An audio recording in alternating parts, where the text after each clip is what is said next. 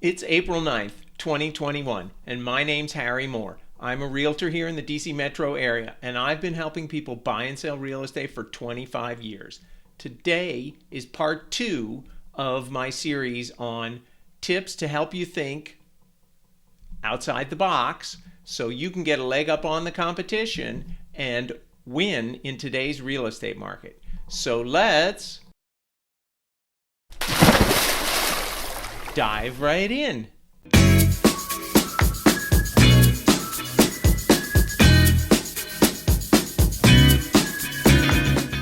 Next opportunity, stale listings. So there are really 4 key things that drive a successful marketing of a property: price, condition, location, and the marketing. If 1 or 2 or 3 of those things isn't quite in line with where it should be, then a property will sit, even in today's hyper-fast market.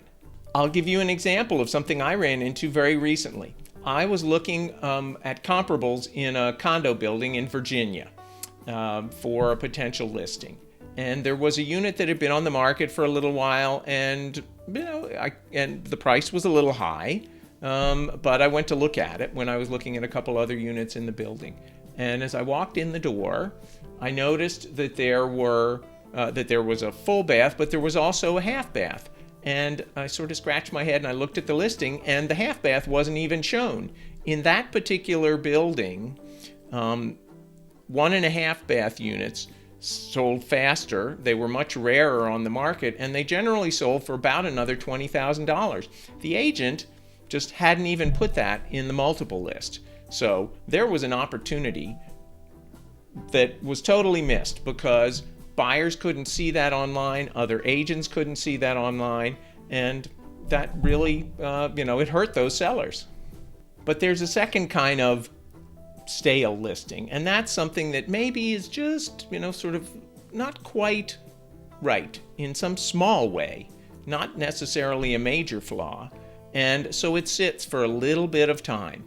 And sometimes it's just a question of waiting that extra week. If it goes through the second weekend and they haven't gotten any nibbles, well, that's a moment when a buyer who's ready can pounce, and you might be able to get something that's not going to be a multiple bidding situation. And there you go. You've won. Next up, think about a backup offer. If you have a situation where you missed out on a house, you can ask if the seller would be willing to take a backup offer. Now, you have to be careful about that, and you got to get some more information about what the primary offer, sort of the lay of the land with the primary offer. If you have something that has no contingencies at all, well, you have to kind of manage your expectations and realize that it's probably not going to fall out.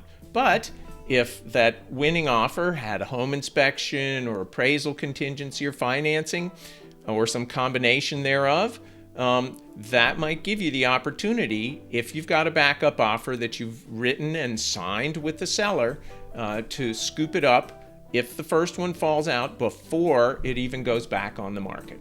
One thing to know about a backup offer is if another house comes along while you're in backup position and the primary offer is still sitting there, you can always rescind your offer and move on to the next property. Another thing to think about, new construction. So you have to remember that there's not a lot of new construction close in, but if you're looking further out, you may have opportunities there. Oftentimes, it's not going to be a feeding frenzy. They're busy too. The market's very strong in all components, but it's not quite the sort of hyper-competitive situation that you see closer in with resale properties. You'll have to pay. You pay what the builder's asking, and then you've got the question of the upgrades and how that all plays in.